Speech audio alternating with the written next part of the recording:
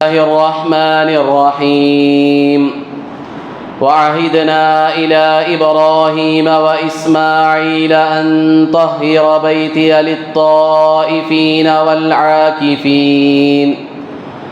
والعاكفين والركع السجود صدق الله العظيم. عن عائشة رضي الله تعالى عنها قالت: كان النبي صلى الله عليه وسلم إذا دخل العشر شد مئزره وأيقظ أهله وأحيا ليله أو كما قال رسول الله صلى الله عليه وسلم.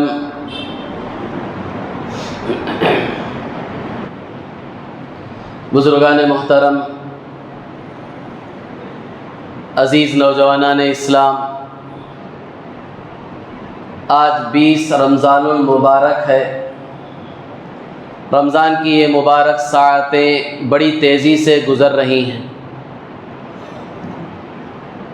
ابھی رمضان شروع ہوا، دیکھتے دیکھتے 20 دن رمضان کے گزر گئے، 2 عشرے تقریباً ختم ہو گئے۔ اب صرف ایک اور آخری عشرہ باقی رہ گیا، اور یہ رمضان کا مبارک آخری عشرہ بہت ہی قیمتی عشرہ ہے۔ اللہ کے رسول صلی اللہ علیہ وسلم کے بارے میں روایت میں آتا ہے، مسلم شریف کی روایت ہے، کان النبی صلی اللہ علیہ وسلم یجتہد فی العشر الاواخر ما لا یجتہد فی غیرہ۔ آپ علیہ الصلاۃ والسلام آخری عشرے میں اتنی محنت کرتے تھے، اتنی کوشش کرتے تھے، اتنی عبادت کرتے تھے جتنی شروع کے 2 عشرے میں نہیں ہوتی تھی۔ اس کا مطلب یہ نہیں کہ شروع کے 2 عشرے آپ علیہ الصلاۃ والسلام بالکل فارغ رہتے تھے، زیادہ آپ عبادت نہیں کرتے تھے، ایسا نہیں ہے، بلکہ شروع کے 2 عشرے بھی آپ پوری عبادت میں گزارتے تھے، جیسا کہ روایت میں ہمارے سامنے آیا۔ حضرت عائشہ صدیقہ رضی اللہ تعالیٰ عنہ نے خود فرمایا کہ رمضان کا مہینہ یوں شروع ہوتا، آپ علیہ الصلاۃ والسلام بستر پر رمضان ختم ہونے تک نہیں جاتے تھے، پورا رمضان اسی طرح گزرتا تھا۔ لیکن خصوصی طور پر یہ آخری عشرہ، آخری 10 دن آپ علیہ الصلاۃ والسلام اتنی محنت کرتے، اتنی عبادت کرتے کہ پچھلے جو 20 دن ہے وہ اس کے مقابلے میں کچھ نہیں ہوتے تھے۔ انتہا درجہ محنت، ایک ایک لمحہ آپ علیہ الصلاۃ والسلام اصول کرنے کی کوشش کرتے تھے۔ وجہ کیا ہے؟ اس لیے کہ اللہ تبارک و تعالیٰ نے رمضان کا مبارک اور مقدس مہینہ اللہ نے ہمیں اسی لیے دیا، اور اس میں مختلف قسم کی عبادتیں رکھی اللہ نے۔ ایک طرف روزے کی عبادت، دوسری طرف تراویح کی نماز کی عبادت، تیسری طرف اعتکاف کی عبادت، اور پھر اس میں خصوصی طور پر شب قدر کو حاصل کرنا۔ یہ مختلف قسم کی عبادتیں اللہ تبارک و تعالیٰ نے رمضان کے مبارک مہینے میں اسی لیے رکھی تاکہ اللہ کے بچھڑے ہوئے بندے اللہ سے مل جائیں۔ جنہوں نے اللہ کو ناراض کر دیا ہے، اللہ موقع دے رہے ہیں رمضان میں مختلف قسم کی بڑی بڑی عبادتیں رکھ کر، تاکہ یہ بندے جنہوں نے مجھے ناراض کر دیا ہے وہ مجھے راضی کر لیں، مجھے منا لیں۔ اور اس میں بھی یہ آخری عشرہ بالکل آخر کے 10 دن بڑے قیمتی دن شمار کیے جاتے ہیں۔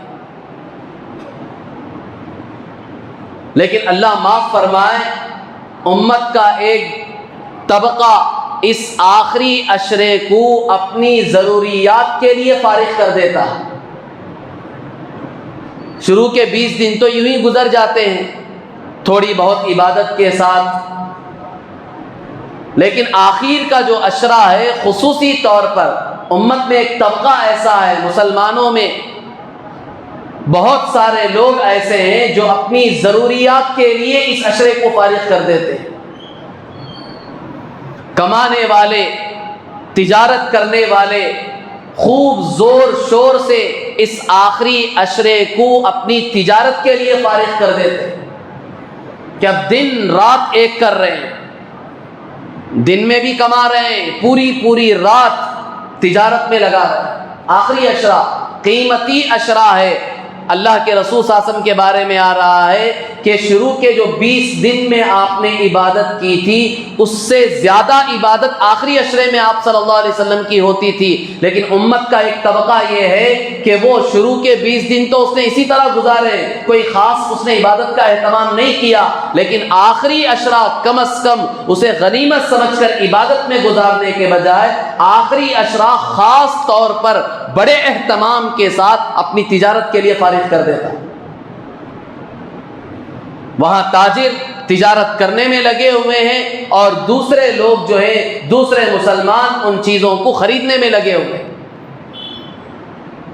تو چھوٹا موٹا طبقہ نہیں، ایک بڑا طبقہ ہے، مسلمانوں کی ایک بڑی تعداد ہے جو آخری عشرے کو اس طرح قیمتی عشرے کو ضائع کر دیتی ہے۔ اور اللہ کے رسول صلی اللہ علیہ وسلم کے بارے میں کیا آ رہا؟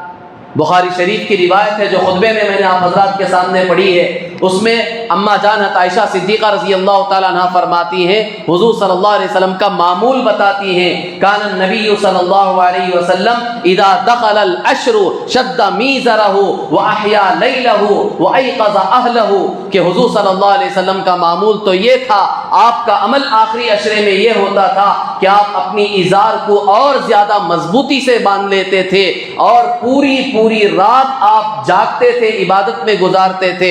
اتنا ہی نہیں بلکہ اپنے پورے گھرانے کو پوری رات بیدار رکھتے تھے۔ صرف خود بیدار نہیں رہتے تھے، خود پوری رات نہیں جاگتے تھے، آخری عشرہ خاص طور پر پوری رات صرف عبادت عبادت عبادت، احیا لیلہ، پوری رات جاگتے تھے آپ، پورے 10 دن کمانے میں، چیزیں خریدنے میں نہیں بلکہ عبادت میں۔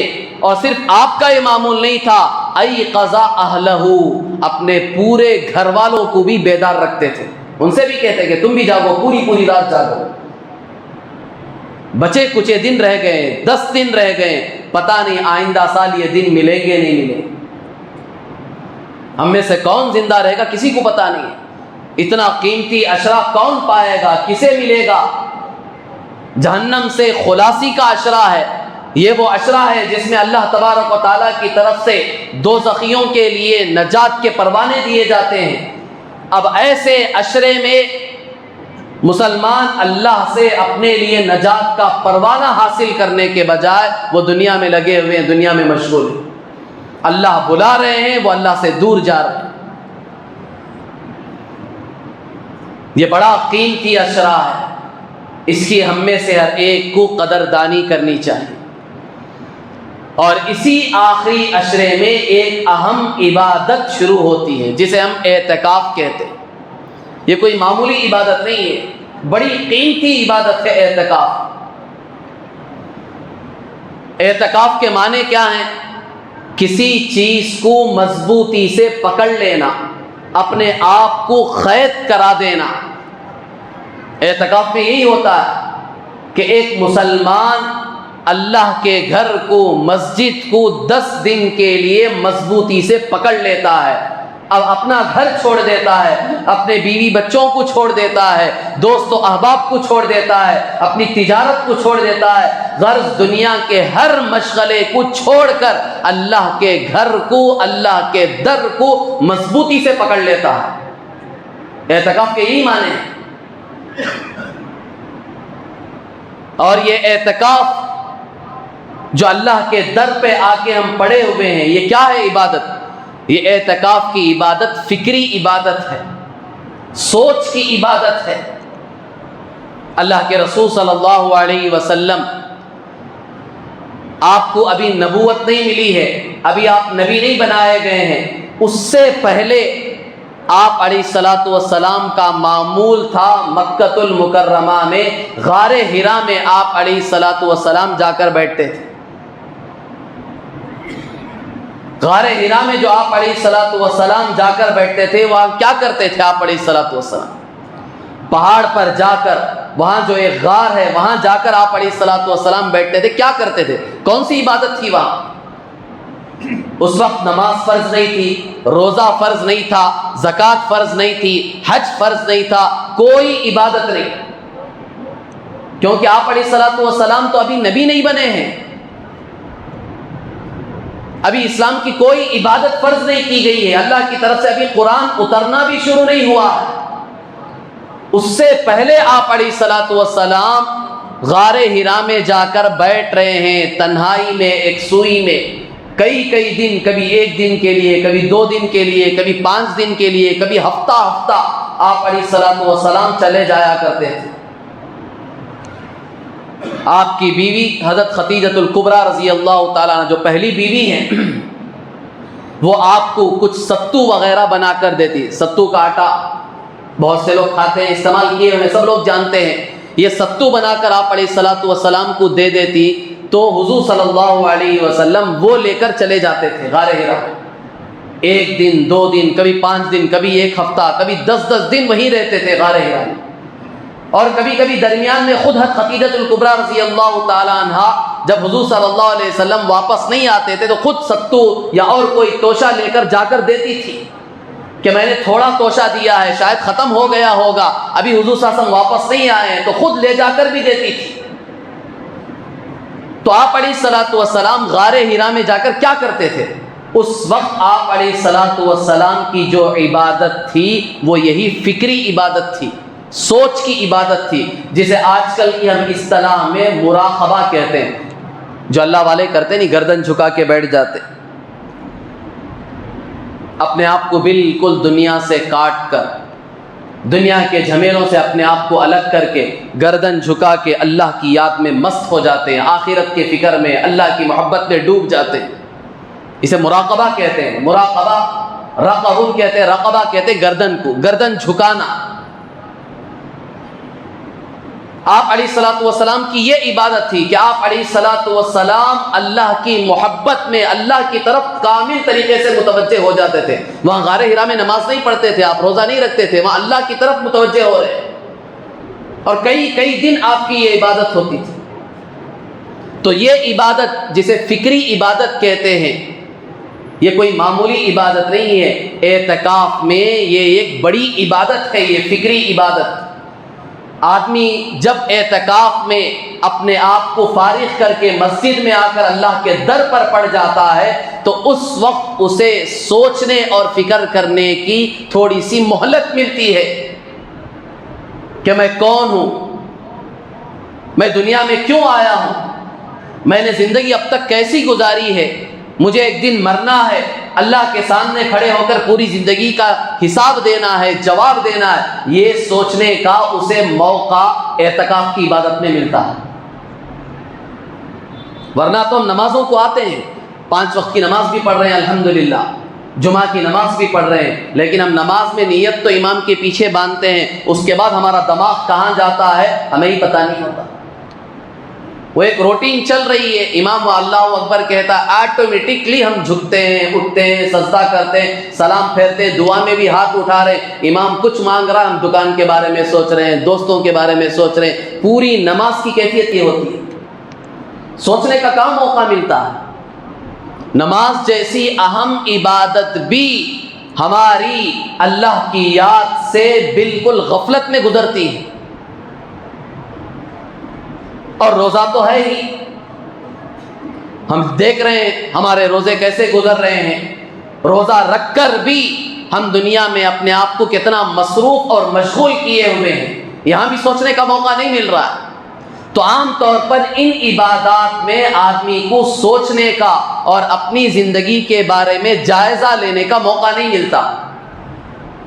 علماء نے لکھا ہے اعتکاف ایک ایسی عبادت ہے جس میں خاص طور پر آدمی کو ایک سوچنے کا موقع ملتا ہے۔ اپنی زندگی کے بارے میں، کیونکہ آدمی ہر چیز سے فارغ ہو کر آ کر بیٹھا ہے مسجد میں، بیوی سے، بچوں سے، دوستوں سے، تجارت سے، سب چیز سے فارغ ہو کر مسجد کی یہ چہار دیواری میں آ کر بیٹھا ہوا ہے، تو اب لا محالہ سوچے گا، وہ اس کے دل میں خیالات آئیں گے اپنی زندگی کے بارے میں، گناہوں کے بارے میں، اللہ کے بارے میں، آخرت کے بارے میں، اسلام کے بارے میں، دین کے بارے میں، جنت کے بارے میں، دوزخ کے بارے میں، یہ سب خیالات آئیں گے، ایک سوچنے کا موقع ملے گا۔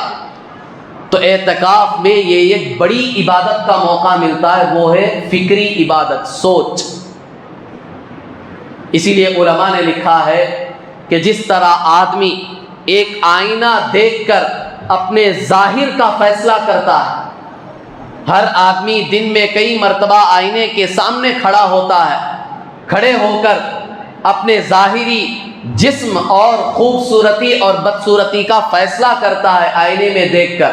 اکثر تو آئینے میں دیکھ کر خوشی ہوتے ہیں کہ مجھ جیسا کوئی خوبصورت نہیں ہے، بہت کم لوگ ہوتے ہیں جو آئینے میں دیکھ کر اپنے آپ کو بدصورت سمجھتے، ورنہ تو اکثر چاہے وہ خوبصورت ہو یا کم خوبصورت ہو، ہر آدمی جب آئینے میں اپنے آپ کو دیکھتا ہے تو اپنے آپ پر اسے ناز ہوتا ہے، فخر ہوتا ہے کہ میں خوبصورت ہوں، مجھ جیسا کوئی نہیں ہے۔ ناز، تکبر پیدا ہوتا ہے بعض مرتبہ۔ اسی وجہ سے عالمگیر اورنگزیب رحمۃ اللہ علیہ کی جو بیٹی ہے زیب النساء،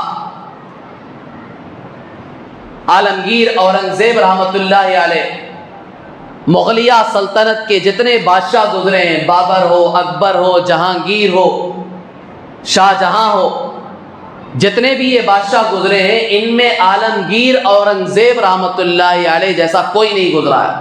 بہت بڑے اللہ والے تھے، بہت نیک، متقی، پرہیزگار، خواہ غیروں نے ان کو جان بوجھ کر بدنام کیا ہے، بدنام کر رہے ہیں کہ انہوں نے غیروں پر بہت ظلم کیا تھا، ہو ہی نہیں سکتا۔ حکومت کا ایک پیسہ استعمال نہیں کرتے تھے، پورے مغلیہ سلطنت کے بادشاہ ہیں، لیکن اس کے باوجود اپنا گزر بسر، اپنا گھر جو چلاتے تھے وہ قرآن کریم لکھ کر اور اسی طرح ٹوپیاں وغیرہ بن کر اس سے جو پیسے آتے تھے اس سے ان کا گھر کا گزارا چلتا تھا۔ حکومت سے ایک پیسہ نہیں لے، پورے مغلیہ سلطنت کا بادشاہ ہے لیکن ایک پیسہ حکومت کا استعمال نہیں کرتے۔ اتنے نیک بادشاہ تھے، تو ان کی بیٹی بھی بڑی نیک تھی، متقیہ تھی، پرہیزگار تھی۔ تو اس نے ایک مرتبہ اپنی نوکرانی سے، خادمہ سے کہا کہ میرے بناؤ سنگار کا سامان لے کر آ، میک اپ باکس جسے کہتے ہیں وہ لے کر آ۔ اب یہ میک اپ باکس رکھنا کوئی گناہ تو نہیں ہے۔ میک اپ کا مطلب سیدھا سادہ آدمی سر پہ تیل لگائے، کنگھا کرے، یہ تھوڑا بہت اپنے آپ کو سجانا، بناؤ سنگار کرنا اسلام میں منع تو نہیں ہے۔ حضور صلی اللہ علیہ وسلم کی بھی سنت ہے، باقاعدہ آپ علیہ الصلوۃ والسلام سر میں تیل لگاتے تھے، کنگھا کرتے تھے اور باقاعدہ طور پر آپ بال درست رکھتے تھے۔ یہ ظاہری اعتبار سے آدمی اپنے آپ کو سوارے بنائے، یہ اسلام میں مطلوب ہے۔ اسلام اس کی اجازت نہیں دیتا کہ آپ بالکل سڑیل کی طرح رہیں، آپ کے کپڑے گندے ہیں، میلے ہیں، آپ کا چہرہ گندا ہے، میلا ہے، اس کی اجازت نہیں ہے۔ صاف ستھرائی کو اسلام نے پسند کیا۔ تو غرض اورنگزیب رحمۃ اللہ علیہ کی جو بیٹی تھی زیب النساء، اس نے بناؤ سنگار کا باکس منگایا، سامان منگایا، خادمہ لے کر آ رہی تھی۔ جیسے ہی قریب پہنچی تو ہاتھ سے آئینہ چھوٹا اور نیچے گر کر ٹوٹ گیا، شیشہ جو ہوتا ہے جس میں چہرہ دیکھتے۔ تو فوراً خادمہ کی زبان سے خوف طاری ہو گیا اسے کہ شہزادی ہے، اس کا آئینہ میرے ہاتھ سے چھوٹ کر ٹوٹ گیا، اب یہ میرے اوپر گرم ہو جائیں گی، برس جائیں گی، ناراض ہو جائیں گی۔ تو فوراً انہوں نے اپنی زبان سے، خادمہ نے اپنی زبان سے یہ جملہ کہا، فارسی کا جملہ ہے، اس قضا آئینہ چینی شکست۔ چونکہ اس زمانے میں ہندوستان میں تقریباً 150-200 سال پہلے تک فارسی زبان چلا کرتی تھی، سرکاری زبان بھی فارسی تھی باقاعدہ طور پر یہاں۔ تو ان کی زبان سے، خادمہ کی زبان سے یہ جملہ نکلا کہ تقدیر کا فیصلہ آیا، آئینہ ٹوٹ گیا، مقدر میں تھا، آئینہ ٹوٹنا لکھا ہوا تھا، میرے ہاتھ سے چھوٹ کر گر گیا، اس میں میری کوئی غلطی نہیں ہے۔ یہ جملے کا مطلب یہ تھا، خادمہ شہزادی کو بتانا یہ چاہتی تھی کہ یہ آئینہ جو چھوٹ کر نیچے گرا اور ٹوٹ گیا ہے، اس میں میری کوئی غلطی نہیں ہے، تقدیر میں یہی لکھا ہوا تھا کہ آج آئینہ ٹوٹنا ہے تو ٹوٹ گیا۔ تو وہ بھی شہزادی تھی، اللہ والی تھی، نیک تھی، ناراض نہیں ہوئی، اور وہ بھی بہت بڑی شاعرہ تھی اس وقت کی، بڑا بہترین کلام کیا کرتی تھی۔ فوراً انہوں نے دوسرا جملہ کہا، خوب شد اسباب خود بینی شکست۔ خادمہ سے کہا زیادہ پریشان مت ہو، میں تم پر ناراض نہیں ہوں گی، بہت اچھا ہوا، تکبر کے غرور کے اسباب ٹوٹ گئے، پریشان ہونے کی ضرورت نہیں ہے، یہ آئینہ جو ٹوٹا ہے اس پر میں تیرے اوپر ناراض نہیں ہوں گی۔ کیوں؟ اس وجہ سے کہ جب بھی میں آئینہ دیکھتی تھی، شیشہ دیکھتی تھی، میرے حسن کو دیکھ کر میرے اندر ایک تکبر پیدا ہوتا تھا، غرور پیدا ہوتا تھا کہ میں بڑی خوبصورت ہوں، بڑی حسین ہوں، مجھ جیسا کوئی نہیں ہے، یہ غرور تکبر پیدا ہوتا تھا۔ بڑا اچھا ہوا کہ آج وہ تکبر کا علاج ہو گیا، آئینہ ہی ٹوٹ گیا، اب نہ میں اپنا چہرہ دیکھوں گی نہ میرے اندر غرور پیدا ہو۔ اسی وجہ سے حدیث میں اللہ کے رسول صلی اللہ علیہ وسلم نے دعا سکھائی، آئینہ دیکھنے کی کیا دعا پڑھتے ہیں؟ اللہم احسنت خلقی فحسن خلقی، دعا پڑھتے نہیں؟ بہت ساروں کو یاد ہے جو آئینہ دیکھتے ہیں، اسلام میں ہر عمل پر دعا سکھائی گئی ہے۔ بہت ساروں کو تعجب ہو رہا ہے، جو دین سے بالکل کوسوں دور ہے، ان کو پتہ بھی نہیں ہے کہ آئینہ دیکھے تو بھی دعا پڑھنا کیا۔ آج مسلمان اتنے گئے گزرے ہیں، ان کو دین کا کچھ بھی پتہ نہیں ہے، دین سے اتنا دور ہے کہ کبھی کبھی ایسی باتیں بتائی جاتی ہے تو وہ پریشان ہو جاتے ہیں کہ آج نیا مسئلہ بتایا جا رہا کہ آئینہ دیکھنے کی بھی دعا ہے۔ ہر چیز کی دعا سکھلائی گئی ہے اسلام میں کہ جب تم آئینہ دیکھو تو اس وقت یہ دعا پڑھا، اللہم احسنت خلقی فحسن خلقی، اے اللہ تو نے میری بناوٹ، میرے چہرے کو بڑا حسین بنایا ہے، بڑا خوبصورت بنایا ہے، اے اللہ میں تجھ سے دعا کرتا ہوں میرے اخلاق بھی اچھے بنا دے۔ اس موقع پر حضور صلی اللہ علیہ وسلم نے کتنی بہترین دعا سکھائی۔ چہرہ دیکھ رہے ہیں، تکبر پیدا ہو رہا ہے، غرور پیدا ہو رہا ہے، گھمنڈ آ رہا ہے، حضور نے کیا دعا سکھائی؟ یہ گھمنڈ توڑنے کے لیے اللہ سے فوراً دعا مانگو، اللہ تو نے مجھے بڑا خوبصورت بنایا، بڑا حسین بنایا، اے اللہ میرے اخلاق بھی اچھے بنا دے۔ میں روحانی اعتبار سے بڑا مریض ہوں، جسم تو میرا خوبصورت ہے، میری روح بڑی گندی ہے، میں اندر سے بڑا ناپاک ہوں، گندا ہوں، میرے اخلاق بالکل گندے ہیں، اے اللہ جیسے میرے چہرے کو تو نے خوبصورت بنایا ہے، میرے اخلاق بھی تو خوبصورت بنا دے۔ یہ دعا سکھائی حضور صلی اللہ علیہ وسلم۔ تو غرض بزرگان محترم، تو میں عرض کر رہا تھا کہ فکر، اعتکاف میں بیٹھنے سے آدمی کو سوچنے اور فکر کرنے کا، اپنی زندگی کی جائزہ لینے کا ایک موقع ملتا ہے۔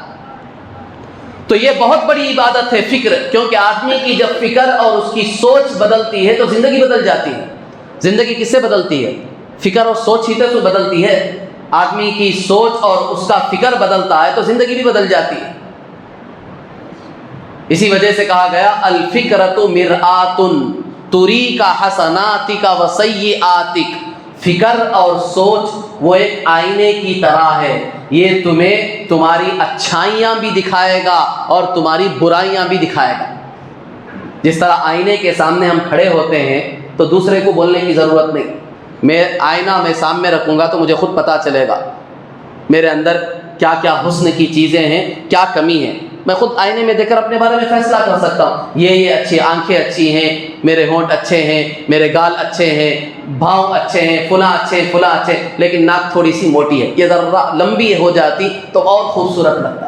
ہر آدمی فیصلہ کرتا ہے، یہ مثال کے لیے بتا رہا ہوں، میں اپنا نقشہ نہیں کھینچ رہا ہوں، مثال کے لیے بتا رہا ہوں کہ ہر آدمی دیکھ کر فیصلہ کرتا ہے، آئینے میں کھڑے ہو کر فیصلہ کرتا ہے، یہ چیز اچھی ہے، یہ چیز تھوڑی سی اگر یوں ہوتی تو اور چار چاند لگ جاتے، اور خوبصورت ہو جاتا۔ تو جس طرح آئینہ ہماری خوبصورتی کو اور کمی کو بتاتا ہے، اسی طرح الفکرۃ، فکر، سوچ، تریک حسناتک وسیئاتک، یہ تمہاری اچھائیاں بھی تمہیں بتا دے گا، تمہاری برائیاں بھی تمہیں بتا دے گا۔ دوسروں کو کہنے کی ضرورت نہیں، آپ 5-10 منٹ کے لیے تنہائی میں سر جھکا کر بیٹھ جائیں اور اپنے بارے میں سوچیں کہ میں کیسا ہوں، میرے اندر کیا کیا اچھائیاں ہیں، کیا کیا برائیاں ہیں. صرف 10 منٹ، زیادہ لمبا چوڑا وقت نہیں، 10 منٹ بیٹھ کر آپ سوچیں، پوری اسکیننگ آپ کے سامنے ہو جائے گی. آپ خود فیصلہ کر سکتے ہیں میں اتنا 100 میں اتنے % اچھا ہوں اور اتنے % میں گندا ہوں، برا ہوں. کہیں جانے کی ضرورت نہیں، آپ کی اسکیننگ آپ خود کر سکتے ہیں. 10 منٹ سر جھکا کے بیٹھ جائیں اپنے بارے میں، آپ کی پوری اسکیننگ ہو جائے گی. یہ ہے فکر، سوچ. یہ موقع ملتا ہے اعتکاف کی عبادت میں. یہ اعتکاف کی عبادت کوئی معمولی عبادت نہیں ہے، بہت بڑی عبادت ہے. یہاں یہ موقع ملے گا آدمی کو سوچنے کا. زندگی سوچ بدلے گی تو زندگی بدل جائے گی. اصل چیز تو سوچ بدلنا ہے نا، فکر بدلنا ہے. فکر بدلے گی تو زندگی بدلے گی آدمی. ورنہ تو سننے کو تو بہت سنتے ہیں ہم، ایک کان سے سنتے ہیں دوسرے کان سے چھوڑ دیتے ہیں. کیوں؟ اس لیے کہ یہاں بیٹھ کر سن رہے ہیں، کانوں کی لذت، بعض لوگوں کے دل پہ بات پہنچی، لیکن جیسے ہی بازاروں میں جاتے ہیں، فلاں جگہ جاتے ہیں، دوسرے کاموں میں مشغول ہوتے ہیں، ساری چیز بھول جاتے ہیں، پھر وہی رفتار بے ڈھنگی جو پہلے تھی سو اب بھی ہے. زندگی نہیں بدلتی. کیوں؟ اس لیے کہ خود ہم بیٹھ کر کبھی اپنے بارے میں نہیں سوچ رہے ہیں، فکر نہیں کر رہے ہیں کہ میں کون ہوں، میری زندگی کیسے گزر رہی ہے. یہ سوچنے کا موقع ہی نہیں مل رہا. وہ موقع تو خصوصی طور پر اعتکاف کی عبادت میں ملتا ہے. جیسا کہ کتابوں میں ایک واقعہ لکھا ہے کہ عیسائی بادشاہ تھا، اس کا انتقال ہوا تو اب اس کا بیٹا وہ بادشاہ بنے گا. ابھی اس کی تاج پوشی نہیں ہوئی، تاج اس کے سر پر نہیں رکھا گیا تھا. اس علاقے میں ایک اللہ والے رہتے تھے.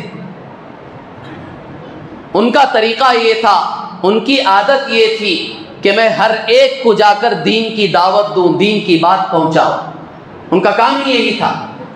چنانچہ انہوں نے سوچا کہ اب اس شہزادے کے پاس جا کر میں دین کی دعوت دوں گا، اسے دین سمجھاؤں گا، بتاؤں گا. وہ عیسائی ہے، اسے اسلام کے بارے میں پتہ نہیں، اسے سمجھاؤں گا، بتاؤں گا. اب بادشاہوں کے پاس تو براہ راست کوئی جا نہیں سکتا، ڈائریکٹ ملاقات نہیں کر سکتا. چنانچہ وہ اس کے محل کے پاس جا کر رک گئے کہ جب بادشاہ کسی موقع پر محل سے باہر نکلے گا تو میں ملاقات کروں گا اور اسے دین کی بات پہنچاؤں. جا کر رکے رہے، 1 دن 2 دن رکے رہے، بادشاہ کا نکلنا نہیں ہوا. بادشاہ باہر نہیں نکلا تو انہوں نے ایک ترکیب سوچی کہ بادشاہ کو باہر کیسے نکالا جائے. چنانچہ وہاں کھڑے ہو کر، محل کے پاس کھڑے ہو کر انہوں نے زور سے اذان دی. اب جو سپاہی وغیرہ تھے وہ بھاگتے ہوئے آئے کہ عیسائی بادشاہ ہے، اس کا محل ہے، یہاں آ کر کون اذان دے رہا ہے. چنانچہ وہ بھاگ کر آئے. اسی درمیان میں وہ جو شہزادہ تھا، جو آئندہ بادشاہ بننے والا تھا، وہ بھی بھاگ کر آیا کہ میرے محل کے پاس آ کر کسے اتنی ہمت ہوئی کہ وہ اذان دے رہا. جب آ کر دیکھا تو یہ اللہ والے ہیں، یہ کھڑے ہوئے. جیسے ہی بادشاہ آیا تو یہ فوراً اس کے قریب چلے گئے ڈائریکٹ ملنے کے لیے.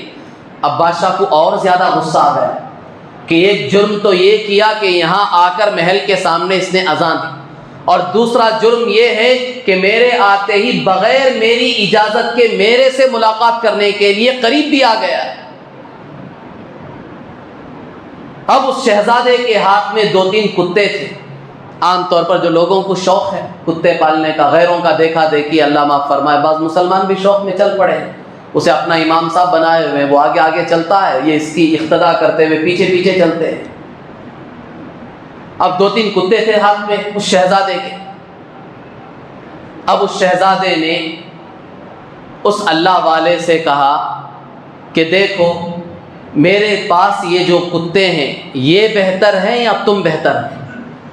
اب اللہ والے کو اصل میں ان کی بے عزتی کرنا تھا، اس لیے کہ ان سے 2 جرم ہوئے، ایک اذان دی اور دوسرا بغیر اجازت کے میرے سے ملاقات کے لیے آئے ہیں. تو اس لیے بادشاہ نے ان کی بے عزتی کرنے کے لیے یہ سوال کیا کہ بتاؤ یہ کتے جو میرے پاس ہیں یہ بہتر ہیں یا تم بہتر ہو. تو اب اللہ والے نے سوچا کہ اگر میں یہ جواب دوں کہ یہ کتا بہتر ہے تو کل قیامت کے دن اللہ تعالیٰ میری پکڑ فرمائیں گے کہ میں نے تجھے انسان بنایا تھا، اشرف المخلوقات بنایا تھا، تجھے مسلمان بنایا تھا، تو نے اپنے آپ کو کتے سے کمتر کیوں سمجھا. کل قیامت میں اللہ پوچھ سکتے ہیں، پکڑ ہو سکتی ہے۔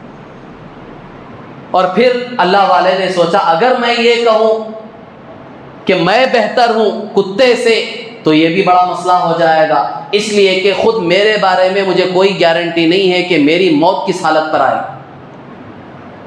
کیونکہ ہم میں سے کسی کو بھروسہ نہیں ہے کہ ہماری موت کس حالت پر آئے گی۔ اگر میری موت کفر کی حالت پر ہوئی تو یہ کتا میرے سے بہتر ہے۔ تو اس لیے اللہ والے نے دونوں جواب نہیں دیے، نہ کتا بہتر ہے نہ میں بہتر ہوں، یہ دونوں جواب نہیں دیے، بلکہ اللہ والے نے ایک تیسرا جواب دیا۔ وہ تیسرا جواب سننے کے لائق ہے۔ آج کے پورے بیان کا خلاصہ یہ ہے، یہ پیغام ہم لے کر جائیں،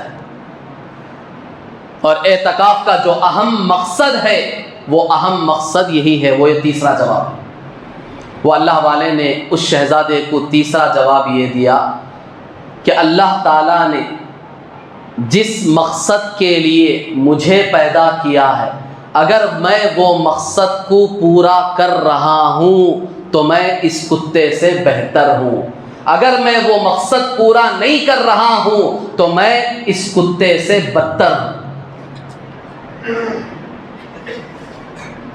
بہترین جواب، پوری زندگی کا خلاصہ 2 لفظوں میں دے دیا اللہ، کہ جس مقصد کے لیے اللہ نے مجھے پیدا کیا ہے اگر میں وہ مقصد پورا کر رہا ہوں، اس کے مطابق زندگی گزار رہا ہوں تو پھر میں بہتر ہوں، کتا بدتر ہے۔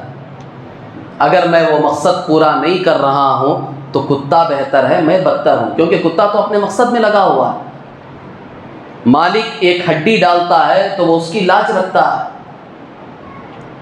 ایک لقمہ اگر کوئی کتے کو کھلا دے، ایک بسکٹ آپ کھلا دے، 100 مرتبہ وہ آپ کے پیچھے پیچھے دوڑتا ہوا آئے گا، آپ کی غلامی کرے گا، غلام بن جائے گا، وہ تو مقصد میں لگا ہوا ہے کتا۔ مسئلہ ہے انسان کا، مسلمان کا، ہمارا، کہ ہم مقصد کو پورا کر رہے نہیں کر رہے۔ تو یہ وہ وقت تھا اس عیسائی بادشاہ کے لیے، جب اس نے یہ جواب سنا تو پریشان ہو گیا، آج تک اس نے اس بارے میں سوچا نہیں تھا۔ فوراً عیسائی بادشاہ نے اللہ والے سے سوال کیا، کیا اللہ نے ہمیں کوئی مقصد کے لیے پیدا کیا ہے؟ یہ آج زندگی میں پہلا موقع تھا اس عیسائی بادشاہ کے لیے سوچنے کا، کیا اللہ نے ہمیں بھی کوئی مقصد کے لیے پیدا کیا ہے؟ اب جیسے ہی عیسائی بادشاہ نے یہ سوال کیا تو اس اللہ والے نے پوری تفصیل سے اس عیسائی شہزادے کو سمجھایا کہ ہم کون ہیں، اللہ نے ہمیں دنیا میں کیوں بھیجا ہے، کس مقصد کے لیے اللہ نے ہمیں دنیا میں پیدا کیا ہے، ہمیں مر کر کہاں جانا ہے۔ یہ پوری تفصیل اس بادشاہ کو، شہزادے کو سمجھ، تو اسے بات سمجھ میں آئی، اور کتابوں میں لکھا ہے کہ بعد میں چل کر وہ اسلام میں داخل ہو گئے، مسلمان ہوا، اللہ نے اسے اسلام کی توفیق عطا فرمائی۔ تو یہ پہلا موقع تھا اس عیسائی شہزادے کے لیے سوچنے کا، کہ جب اس نے سوچا، غور و فکر کیا کہ اللہ نے مجھے بھی کسی مقصد کے لیے پیدا کیا ہے، تو پھر اس کی زندگی کی کایا پلٹی ہے، اس کی زندگی بدلی ہے۔ وہ زندگی جو اس کی بدلی ہے وہ اسی سوچ اور فکر سے بدلی ہے۔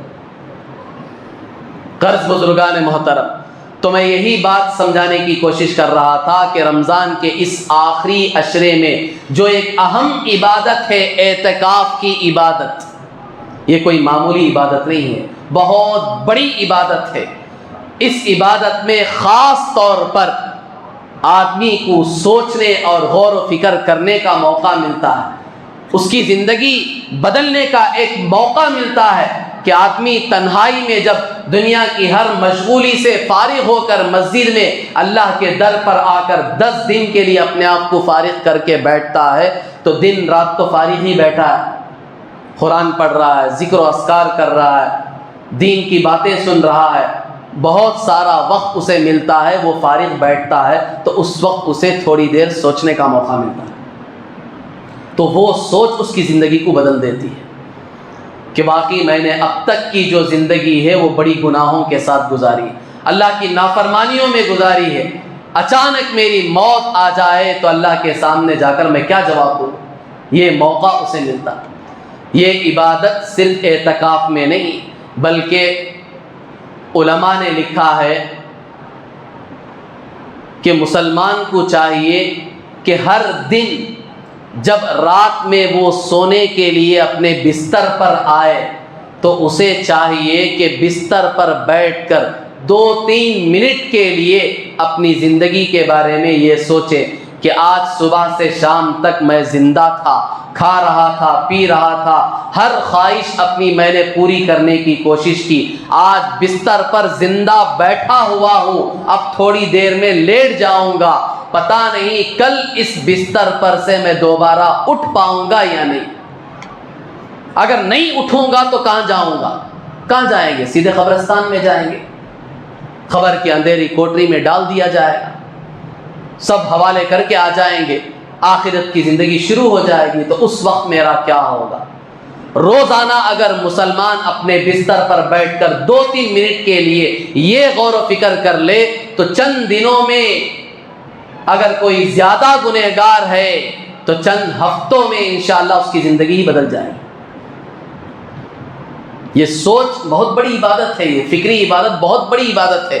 فکر سوچ بدلتی ہے تو آدمی کی زندگی بدل جاتی ہے۔ تو غرض بزرگان محترم، یہ جو آخری عشرہ ہے رمضان کا، جو آج مغرب سے شروع ہونے والا، آج 20 رمضان ہے، جیسے ہی مغرب کا وقت شروع ہوگا آخری عشرہ شروع ہو جائے، اور یہ آخری عشرہ جیسا کہ شروع میں نے عرض کیا بڑا قیمتی عشرہ ہے، بڑا قیمتی عشرہ ہے۔ روایتیں میں نے سنائی آپ علیہ الصلوۃ والسلام کے بارے میں، اما جان عائشہ صدیقہ رضی اللہ تعالیٰ عنہا نے فرمایا، بخاری شریف کی روایت، کان النبی صلی اللہ علیہ وسلم اذا دخل العشر شد میزرہ احیا لیلہ ایقظ اہلہ، کہ جب آخری عشرہ داخل ہوتا، آخری 10 دن رمضان کے بچے ہوتے، رمضان کے آخری 10 دن شروع ہو جاتے تو حضور صلی اللہ علیہ وسلم اپنی ازار کو اور مضبوطی سے باندھ لیتے، پوری رات جاگتے عبادت میں گزار دیتے، اور اپنے گھر والوں کو بھی پوری رات بیدار رکھتے تھے۔ تو اس سنت پر ہم میں سے ہر ایک کو عمل کرنے کی کوشش کرنی چاہیے، اور یہ آخری عشرے کا ایک اہم مقصد، اعتکاف کرنے کا ایک اہم مقصد آخری عشرے میں وہ شب قدر کی تلاش بھی ہے۔ شب قدر جس کے بارے میں قرآن کریم میں مستقل ایک سورت نازل ہوئی ہے، قدر کے نام سے، سورت کا نام ہی قدر ہے، اس میں شب قدر ہی کے بارے میں بتایا گیا ہے کہ یہ شب قدر جس میں اللہ نے قرآن کو لوح محفوظ سے آسمانی دنیا پر اتارا، پھر اللہ خود پوچھتے ہیں کہ شب قدر کیا ہے، تمہیں معلوم ہے؟ شب قدر یہ ایسی رات ہے جس میں اگر تم عبادت کرو گے تو 1000 مہینے سے زیادہ عبادت کرنے کا ثواب ملے گا۔ لیلۃ القدر خیر من 1000 شہر، شب قدر 1000 مہینوں سے بھی بہتر ہے۔ 1000 مہینے کا آپ حساب لگائیں گے تو 84 سال بنیں گے تقریباً، 84 ایئرس۔ صرف ایک رات کی عبادت اگر ہمیں مل گئی تو 80 پر 4 سال عبادت کا ثواب مل گیا۔ تو یہ آخری عشرے میں جو خاص طور پر اعتکاف کی عبادت ہے، اس کا ایک اہم مقصد یہ بھی ہے کہ اعتکاف اس لیے کیا جائے تاکہ ہمیں شب قدر مل جائے۔ وہ ایک رات مل گئی، 10 دن میں تو ضرور ملے گی، کیونکہ روایت میں حضور صلی اللہ علیہ وسلم نے خود فرمایا کہ شب قدر کو طاق راتوں میں تلاش کرو۔ طاق رات کے معنی 21، 23، 25، 27، 29، یہ 5 راتیں ہیں، طاق راتیں۔ حضور صلی اللہ علیہ وسلم نے کہا کہ یہ 5 راتوں میں سے کسی ایک رات میں شب قدر ہے، یہ ایک رات شب قدر ہے، یہ اگر تمہیں مل گئی تو 80 پر 4 سال عبادت کا ثواب مل گیا۔ تو اس لیے سنت مؤکدہ علی الکفایہ ہے، مردوں کے لیے بھی اور عورتوں کے لیے بھی۔ بہتر یہ ہے کہ ہر ایک اس بات کی کوشش کرے کہ رمضان کا یہ جو آخری عشرہ ہمارا عبادت میں گزرے، خاص طور پر اعتکاف کی عبادت میں گزرے۔ مرد حضرات کے لیے مسجد میں اعتکاف کرنا ہے، جو حضرات بھی اعتکاف کرنے کی نیت کیے ہوئے ہیں، اعتکاف کرنا چاہتے ہیں یہ آخری عشرے کا، وہ آج عصر کی نماز کے بعد مغرب سے پہلے اپنی ضروریات کی جو چیزیں ہیں اس کے ساتھ مسجد میں داخل ہو جائیں۔ مغرب سے پہلے آنا، یہ نہیں کہ گھر میں افطاری کر کے بیگ تیار کر کے مغرب کی نماز میں آ رہے ہیں، نہیں، بلکہ مغرب کی نماز سے پہلے یہاں ہونا ہے مسجد، جو بھی 10 دن کا اعتکاف کرنا چاہتے ہیں، کیونکہ اس کی بڑی فضیلت آئی ہے، بے شمار فضیلتیں حضور صلی اللہ علیہ وسلم نے بیان فرمائی۔ ایک روایت ہے جس میں آپ علیہ الصلوۃ والسلام نے فرمایا ہوا یعتکف الذنوب ویجزا، اور بعض محدثین نے پڑھا ویجرا لہ من الحسنات کعامل الحسنات کلھا، کہ اعتکاف کرنے والا سارے گناہوں سے بچ جاتا ہے۔ کیوں؟ اس لیے کہ وہ مسجد میں ہوتا ہے، تو بڑے بڑے گناہ سے بچ جاتا ہے اعتکاف کرنے والا۔ اور حضور صلی اللہ علیہ وسلم نے خوشخبری سنائی اعتکاف کرنے والے کو، کہ اعتکاف کرنے والے کو دوسرے لوگ جتنے نیک کام کر رہے ہیں سارے نیک کاموں کا ثواب اعتکاف کرنے والے کو بغیر کیے کے ملے گا۔ باہر کے لوگ دوسرے جتنے نیک کام کر رہے ہیں، دین کے کام جتنے بھی نیک کام کر رہے ہیں، وہ سارے نیک کاموں کا ثواب اعتکاف کرنے والے کو بغیر کیے کے ملے گا۔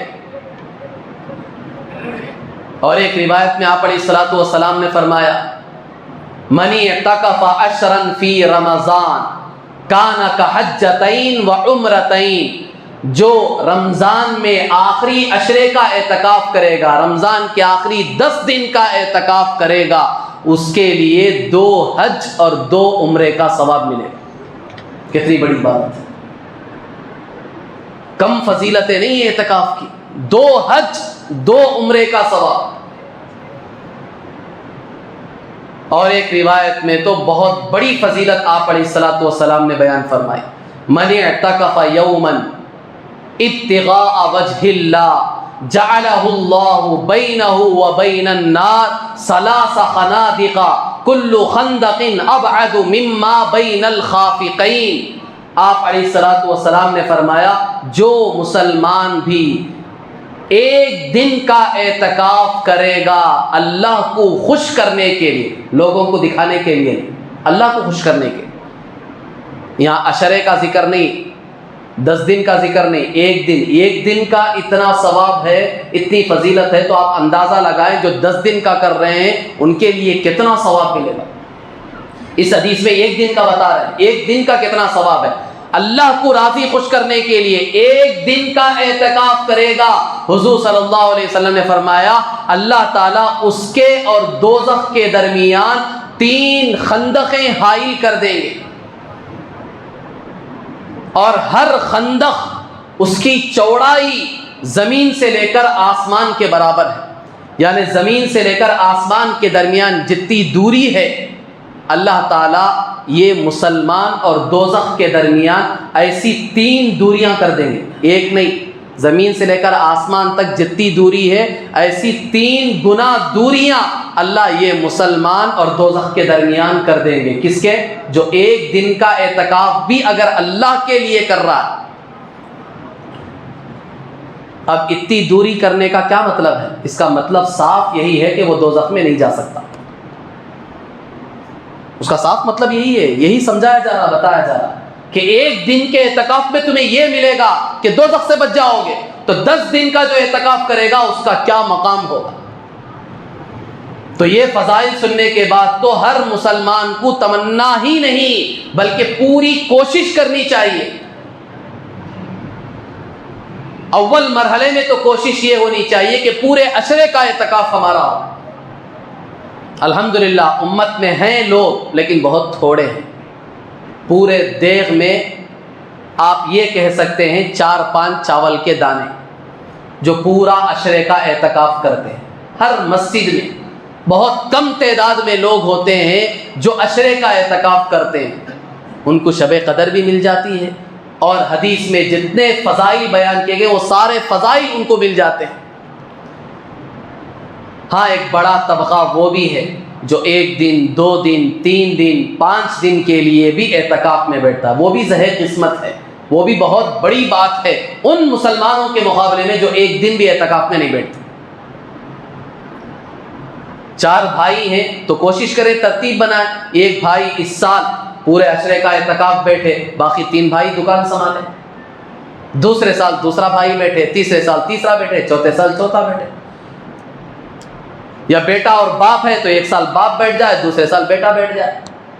ये तरतीब हमें बनानी पड़ेगी ताकि हर एक इस फजीलत को हासिल कर सके।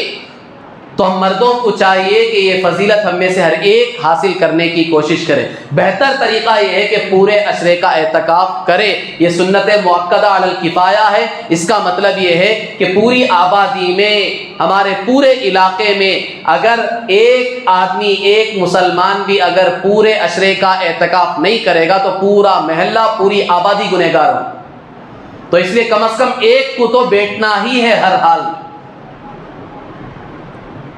और कोशिश होनी चाहिए कि एक से ज़्यादा जितने लोग ये फजीलत हासिल करना चाहते हैं वो पूरे अशरे का एतकाफ़ करें। और उसके अलावा जिनको सहूलत नहीं है, बीमारी है या और कोई दूसरे मसाइल हैं, पूरे अशरे का एतकाफ़ नहीं कर सकते, हिम्मत नहीं है, तो कम से कम 5 दिन या उससे कम 3 दिन या उससे आखिरी दर्जा, बिल्कुल आखिरी दर्जा 1 दिन तो अल्लाह के एतकाफ़ के लिए बैठ जाएं ताकि वो फजीलत हासिल हो जाए जो हदीस में मैंने सुनाई। 1 दिन का एतकाफ़ भी अल्लाह को खुश करने के लिए अगर करेंगे तो फिर दोज़ख से इतनी दूरी हो जाएगी हमारी कि दोज़ख में जा ही नहीं सके। तो हर मुसलमान को ये कोशिश करनी चाहिए। तो उसके लिए वक्त बता दिया मैंने कि आज के दिन ही मगरिब से पहले पहले अपनी सारी ज़रूरियात के साथ यहाँ आना। सारी ज़रूरियात का मतलब ये नहीं कि कहीं पिकनिक पे निकल रहे, पूरे जितनी ज़रूरियात, बाज़ लोग नहीं 3 दिन के एतकाफ़ के वास्ते आते, सो देखे तो 40 दिन 4 महीने की बड़ी बैग ले लगाती। बाज़ लोग तो साल 2 साल के वास्ते जाती नहीं बाहर मुल्कों में। उस वक्त जैसा सूटकेस रहता है, इतना बड़ा सूटकेस, एक बैग वैसे लेकर आती। अल्लाह के घर में आ रहे हैं, इबादत के लिए आ रहे हैं, अब यहाँ भी आकर वो अपनी सारी ज़रूरियात, अपनी सारी सहूलत की चीज़ें लाना हराम नहीं है। हराम का फतवा नहीं दे रहा हूँ मैं, ला सकते हैं, इजाज़त है, इस्लाम में मना नहीं है कि आप अपनी ज़रूरियात की चीज़ें ला सकते हैं। लेकिन ज़रूरियात का मतलब भी समझना चाहिए। हमें ज़रूरत का तो हमारे पूरे नखरे के भी जितने चीज़ें वो सब लेकर आ जाते। ये नहीं, ज़रूरत का मतलब आदमी कोई बीमार है, मरीज़ है, बग़ैर चेयर के नहीं बैठ सकता है, उसकी एक ख़ास किस्म की चेयर है, वो लाना चाहता, ठीक है लेकर आ जाए। दवाइयाँ हैं आपकी, या ठंड उसके लिए बचाव का सामान है वो, या नरम बिस्तर चाहिए, उसके बगैर आपको नींद नहीं आती, वो लाना चाह रहे हैं, ठीक है। जो ज़रूरियात की चीज़ें वो लाने की इजाज़त है।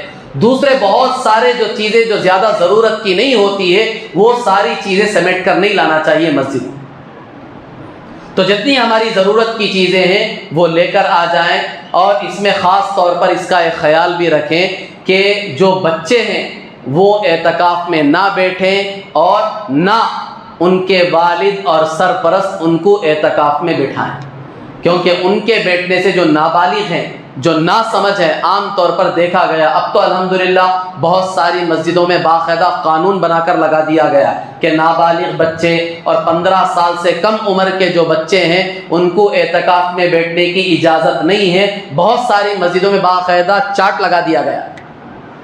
क्यों? इसलिए कि देखा गया है कि वो बच्चे बैठते हैं, ना खुद एतकाफ़ में ढंग से बैठते हैं, ना दूसरों को एतकाफ़ करने देते हैं, उनकी इबादतें भी ख़राब कर देते हैं, ना समझ होते हैं, खेलते हैं, शोर शराबा करते हैं, हंगामा करते हैं, ना उनका एतकाफ़ होता है, ना उनकी वजह से दूसरे एक सुई के साथ एतकाफ़ की इबादत कर सकते।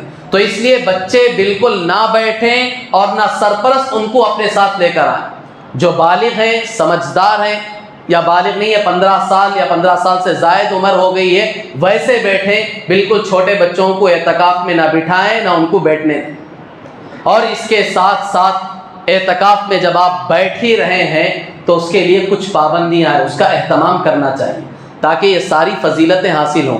अहादीस में जो इतनी बड़ी बड़ी फजीलतें और इतना बड़ा सवाब, 2 हज 2 उम्रे का सवाब, जहन्नम से इतनी दूरी और इतने फ़ज़ाइल जो बयान किए गए एतकाफ़ के बारे में, वो कोई मामूली नहीं है। उसके लिए थोड़ी सी पाबंदी भी है। वो पाबंदी ये है कि ये जो मस्जिद की आपकी 4 दीवारी है, इस 4 दीवारी से बाहर आप बग़ैर ज़रूरत के नहीं जाएंगे। ज़रूरत का मतलब इस्तंजा, लैट्रिन या वज़ू बनाने के लिए आप जा रहे हैं तो जाए। उसके अलावा خواہ آپ کو سستی ہو رہی ہے، تھوڑا بیزار ہو رہا ہے، تو آپ باہر جا کر سیڑھیوں پر بیٹھ جائیں گے، باہر کا نظارہ کریں گے، اس سے اعتکاف ٹوٹ جاتا ہے۔ تو جو لوگ بھی اعتکاف میں بیٹھ رہے ہیں، 10 دن بیٹھے، 5 دن بیٹھے، 3 دن بیٹھے، 1 دن بیٹھے، یہ مسجد کے 4 دیواری میں بیٹھنا ہے، اس کے باہر بغیر ضرورت کے نہیں جانا۔ کھانے کا بھی نظام عام طور پر مسجدوں میں مسئلہ بھی وہی ہے، مسجد میں چاہے انتظام ہو یا نہ ہو، مسئلہ بھی وہی ہے کہ کھانا باقاعدہ اس کھانے کے لیے باہر آپ نہیں جا سکتے، آپ جا کر باقاعدہ وہاں پیچھے بیٹھ کر اطمینان سے دسترخوان بچھا کر کھا رہے ہیں، نہیں، بلکہ مسجد ہی میں آپ ایک شطرنجی وغیرہ کچھ رکھ لیں اور باقاعدہ دسترخوان، بڑا دسترخوان بچھا کر، تاکہ گندگی نہ ہو، کھانے کی ضرورت بھی یہی پوری کریں۔ بہتر طریقہ تو یہی ہے، اس کے لیے بھی نہ جائیں۔ ہاں، اگر کوئی ایسا آدمی اعتکاف میں بیٹھ رہا ہے، اس کے لیے کھانے کا نظام نہیں ہو سکتا، گھر میں بچے نہیں ہیں یا کوئی اور نہیں ہے، دوست و احباب بھی نہیں ہیں کہ اسے کھانا لا کر دے سکے، مسجد میں بھی کوئی نظام نہیں ہے معتکفین کے لیے کھانے کا، تو مسئلہ یہ ہے کہ ایسا آدمی جس کے لیے کھانے کا مسجد میں بھی نظام نہیں ہے اور گھر سے لا کر دینے والا بھی کوئی نہیں ہے، نہ اس کے بیٹے ہیں، نہ بھائی ہیں، نہ دوست ہیں، تو ایسا آدمی گھر کھانے کے لیے جا سکتا ہے، لیکن شرائط کے ساتھ۔ آپ جو کھانا کھانے کے لیے جائیں گے، بالکل ادھر ادھر توجہ کیے بغیر، کسی کو بات کیے بغیر سیدھے اپنے گھر جائیں گے، اور گھر میں آپ کی بیگم، آپ کی بیوی کھانا تیار رکھے گی، بیٹھیں گے، کھانا کھائیں گے، ہاتھ دھو کر سیدھے ویسے ہی آ جائیں، کیا کیسا ہے، خیریت سے ہیں، بچے کیسے ہیں، یہ سب پوچھے تو اعتراف ہو گیا۔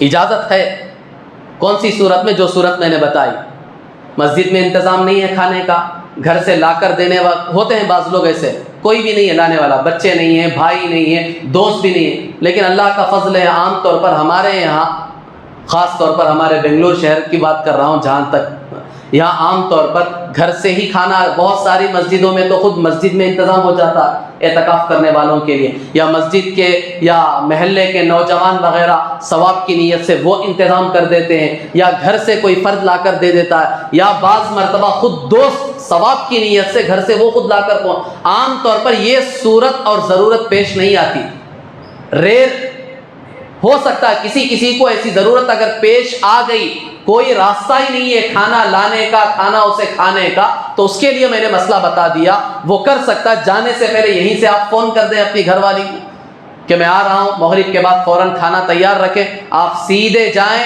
کھانا کھائیں، سیدھے واپس آئیں، کوئی دنیا کی بات چیت، راستے میں بھی کسی سے بات چیت وغیرہ نہیں کریں گے۔ اگر اس طرح کر لیں گے تو اعتکاف باقی رہے گا، ٹوٹے گا نہیں۔ تو یہ ایک ضرورت ہے، بشری تقاضا ہے، تو اس کی اجازت ہے۔ تو غرض بزرگان محترم، اعتکاف میں بیٹھنے والوں کے لیے چند قوانین ہیں، اس کا لحاظ کرنا ضروری ہے، اس کے ساتھ ہی یہ فضائل ہم پا سکیں گے، حاصل کر سکیں گے۔ خواہ مخواہ گپ شپ کے لیے باہر اگر گئے یا اور کوئی ضرورت کے لیے گئے تو اعتکاف ٹوٹ جائے۔ اب بہت سارے لوگ یہ سوال کرتے ہیں، مسئلہ غسل کا ہے، غسل کی حاجت ہو گئی، اس کے لیے تو جا سکتے ہیں، کیوں؟ اس لیے کہ ناپاک آدمی مسجد میں نہیں رہ سکتا۔ اب مسئلہ آتا ہے جمعہ کے غسل کا، اور مسئلہ آتا ہے بعض لوگوں کی باقاعدہ عادت ہوتی ہے، وہ روزانہ یا 2-3 دن میں ایک مرتبہ ضرور غسل کرتے ہیں، اس کے بغیر ان کو ہوتا نہیں ہے، بے چینی ہوتی ہے، بے قراری ہوتی ہے۔ تو ایسے لوگوں کے لیے کیا مسئلہ ہے؟ بعض علماء نے تو مسئلہ تو یہی لکھا ہے کہ جمعہ کا غسل کرنے کے لیے بھی اعتکاف کرنے والا باہر نہیں جا سکتا، باہر کا مطلب باہر نہیں، مسجد کے غسل خانے میں بھی نہیں جا سکتا، صرف غسل کرنے کے لیے۔ اور 2-3 دن میں جو غسل کرنے والا ہے وہ بھی غسل کرنے کے لیے نہیں جا سکتا، اس سے بھی اعتکاف ٹوٹ جائے گا۔ لیکن بعض علماء نے گنجائش دی ہے، وہ گنجائش اس طور پر ہے کہ آپ باقاعدہ طور پر غسل کے لیے ہی نہ جائیں۔ آپ کو جب استنجا اور لیٹرن وغیرہ کا جب تقاضا ہوتا ہے تو ایسے موقع پر آپ کیا کریں، اپنے غسل کا سامان بھی لے لیں اور فوراً جا کر اپنی وہ ضرورت سے فارغ ہو کر 2-4 منٹ میں 5 منٹ میں وہ ضرورت سے فارغ ہو کر آ جائیں۔ تو علماء نے اس کی گنجائش دی ہے، ایک گنجائش ہے، مستقل صرف غسل کرنے کے واسطے ہی آپ باقاعدہ جا رہے ہیں، آدھا گھنٹہ غسل خانے میں کھڑے ہو کر غسل کر کے آ رہے ہیں تو اعتکاف ٹوٹ جائے گا، یہ ذہن میں رکھ لیں۔ تو صرف غسل کرنے کے لیے اعتکاف کو جانے کی اجازت نہیں ہے۔ استنجا یا اور کوئی ضرورت کے لیے آپ جا رہے ہیں، 5 منٹ میں بہت تیزی کے ساتھ آپ غسل کر کے فارغ ہو کر آ جائیں تو اس کی اجازت ہے، گنجائش ہے، اس سے اعتکاف نہیں ٹوٹے گا۔ تو یہ بھی کر سکتے ہیں۔ اور بھی بہت سارے مسائل اعتکاف میں بیٹھنے والے خصوصی طور پر اس کا اہتمام کریں، بغیر ضرورت کے مسجد سے باہر نہ جائیں۔ اور اس کے ساتھ ساتھ ایک اہم گزارش یہ بھی ہے کہ اعتکاف میں بیٹھنے والے احباب سے گزارش ہے کہ بہتر تو یہ ہے کہ اپنا موبائل فون گھروں میں رکھ کر آ جائیں۔ اللہ کے لیے دنیا کو چھوڑ کر آ رہے ہیں، اب وہ موبائل لے کر آئیں گے تو وہ ایک نہیں، وہ تو 10 دنیا ہے، تو وہ تو صرف ظاہر میں دنیا کو چھوڑ کر آئے ہیں، یہاں تو اس سے ڈبل 10 گنی دنیا ہاتھ میں لے کر آئے ہیں، تو پھر فائدہ کیا ہوگا؟ یکسوئی نہیں رہے گی، خواہ مخواہ پریشانیاں ہوں گی۔ یہاں بیٹھ کر پھر ویڈیوز دیکھیں گے، تصویریں دیکھیں گے، آپ قرات بھی ڈالیں گے تو وہاں بھی ایڈورٹائزمنٹ آتے ہیں، لڑکیوں کی تصاویر آتی ہیں۔ آج انٹرنیٹ میں کیا نہیں ہے، آپ قرآن کا ویب سائٹ کھول رہے ہیں، نعت کا ویب سائٹ کھول رہے ہیں، وہاں بھی گندی گندی تصویریں آ رہی ہیں، تو بچنا تو مشکل ہے۔ تو اس لیے بہتر تو یہ ہے کہ اپنے اپنے موبائل گھروں میں رکھ کر آئیں۔ ہاں اگر واقعی اشد ضرورت ہے تو وہ جو بٹن والا موبائل ہوتا ہے اسے لے کر آ جائیں، جسے واقعی ضرورت ہے۔ ضرورت نہیں ہے تو وہ بھی لگنا، کیوں؟ اس لیے کہ بیٹے ہیں، بھائی وغیرہ ہیں، دوست و احباب بھی ہیں۔ اگر آپ کو کسی چیز کی ضرورت ہے تو رمضان میں الحمدللہ بہت سارے نمازوں کو آتے جاتے رہتے ہیں، ان سے آپ کہہ کر اپنی ضرورت پوری کر سکتے ہیں۔ موبائل ہوگا تو خواہ مخواہ اعتکاف کا جو مقصد ہے وہ مقصد ہم سے فوت ہو جائے گا، حاصل نہیں ہو سکے گا۔ اس کے ساتھ آخری مسئلہ بتا کر میں اپنی بات کو ختم کروں۔ جیسا کہ میں نے عرض کیا، مردوں کے لیے جیسے اعتکاف کی یہ فضیلت ہے، اسی طرح عورتوں کے لیے بھی اعتکاف کی بالکل یہی ساری فضیلتیں ہیں۔ جتنی فضیلتیں مردوں کے لیے بتائی گئی وہ پوری فضیلتیں عورتوں کے لیے بھی ہیں۔ خود ازواج مطہرات حضور صلی اللہ علیہ وسلم کی بیویاں بھی اعتکاف کیا کرتی تھی۔ تو اس لیے گھروں میں عورتوں کو اعتکاف کرنا بہت آسان، اپنی ماں ہے، بیوی ہے، اپنی بہنیں ہیں، ان سے کہو کہ وہ بھی اعتکاف کریں۔ ان کے لیے بھی بہتر یہ ہے کہ وہ بھی 10 دن کا اعتکاف کریں، اور ان سے بھی کہتے ہیں آج مغرب سے پہلے اعتکاف کی نیت سے بیٹھ جائیں، عید کا چاند دیکھ کر اٹھیں گے۔ مغرب میں جب عید کا چاند نظر آ جائے گا تو اس وقت اٹھنا ہے، مرد بھی اور عورتیں بھی۔ عورتوں کے لیے بہت آسان ہے، گھر میں جو ان کے نماز پڑھنے کی جگہ ہے، عام طور پر بہت ساری عورتوں کی گھر میں نماز پڑھنے کی ایک خاص جگہ ہوتی ہے، اگر وہ جگہ ہے پہلے سے متعین ہے، طے ہے، تو اسی جگہ کو اعتکاف کے لیے طے کر لیں، نیت کر کے اس جگہ میں بیٹھ جائیں۔ چادر ڈالنا کوئی ضروری نہیں ہے، وہ چادر عام طور پر اس لیے باندھی جاتی ہے تاکہ ایک سوئی رہے، کیونکہ لوگوں کو دیکھیں گے، بچوں کو دیکھیں گے، شوہر کو دیکھیں گے تو خیالات ادھر ادھر جائیں گے۔ پردہ رہے گا تو ایک سوئی رہے گی، ایک سوئی کے ساتھ اللہ کی عبادت کر سکیں۔ تو گھروں میں عورتوں کے لیے اگر جگہ ہے تو اسی جگہ کو اعتکاف کے لیے طے کر دیں، ہو سکے تو ایک چادر باندھ لیں۔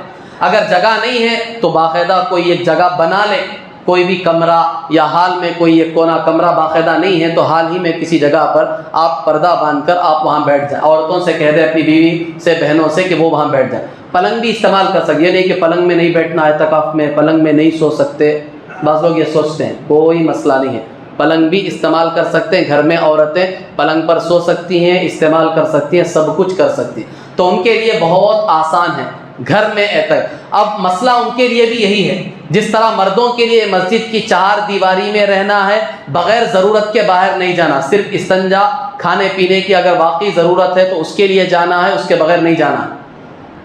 اسی طرح عورتوں کے لیے بھی گھر میں جو حصہ انہوں نے اعتکاف کے لیے طے کیا ہے، جو کمرہ انہوں نے اعتکاف کے لیے طے کیا ہے، اس سے باہر نہ آئے۔ ہال میں آ کر بیٹھنا، بالکنی میں آ کر بیٹھنا، جھانکنا، اس طرح اگر کریں گی تو ان کا اعتکاف بھی ٹوٹ جائے۔ تو عورتوں نے اعتکاف کے لیے جو جگہ طے کی ہے، جو روم انہوں نے طے کیا ہے، ان کے لیے وہ روم مسجد کی طرح ہے، وہ اسی میں رہیں گی۔ صرف ضرورت کے لیے پیشاب اور لیٹرین وغیرہ کے لیے وہ جائیں گی، راستے میں کسی سے بات نہیں کریں گی، واپس آ جائیں۔ کھانے پینے کے لیے پورا نظام ان کو اسی کمرے میں کر کے دے دینا چاہیے۔ تو عورتوں کے لیے اعتکاف کرنا بڑا آسان ہے. وہی رہ کر اگر وہ گھر کے کام کاج کرنا چاہے تو وہ بھی کر سکتی ہیں، لیکن کمرے سے باہر نہیں آئے گی. کمرے ہی میں رہ کر گھر میں کھانے پکانے کی اگر کوئی چیزیں ہیں، کوئی گھر میں مثال کے طور پر چھوٹے چھوٹے بچے ہیں وہ پکا نہیں سکتے کچن میں جا کر، تو آپ ان کے لیے نظام ایسا بنا دیں کہ اسی کمرے میں آپ چولہا لا کر رکھ دیں، یا جو ترکاری جو بھی کھانے پینے کی چیزیں وہ لا کر رکھ دیں. تو عورت اپنے اعتکاف میں بیٹھ کر بھی گھر میں کوئی پکانے والا اگر نہیں ہے خدا نخواستہ تو وہ اپنے کمرے میں رہ کر بھی یہ کام کر سکتی ہے. یہاں تک سہولت ہے عورتوں کے لیے. تو اس لیے ہم میں سے ہر ایک کو چاہیے عورتوں کو اعتکاف کی سب سے پہلے یہ فضیلت بتائیں کتنا بڑا ثواب ہے، تاکہ ان کے اندر بھی شوق پیدا ہو اور وہ بھی اعتکاف میں بیٹھنے کی کوشش کریں.